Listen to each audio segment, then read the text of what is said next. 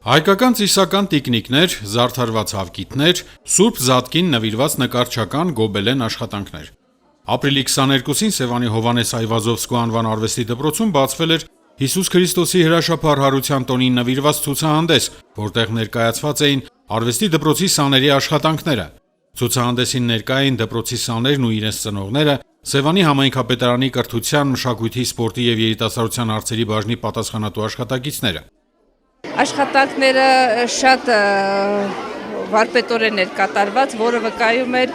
արվեստի դպրոցի մանկավարժական աշխատողների հմուտ ուսուցման եւ երեխաների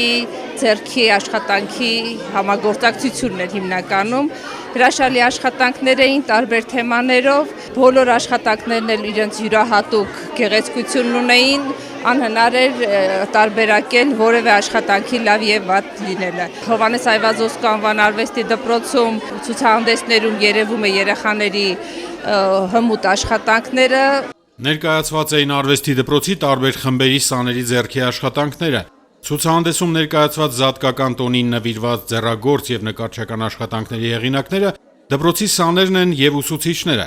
Ցուցահանդեսում կարելի է տեսնել աշխատանքներ, որոնք պատրաստել են ինչպես միջին դպրոցի աշակերտները, այնպես էլ ամենափոքրերը։ Կարևորը բոլորը սիրով էին պատրաստել։ Երեխաներից ոչ պակաս ոգևորված էին նաեւ ծնողները, տեսնելով եւ հիանալով իրենց երեխաների աշխատանքի արդյունքը։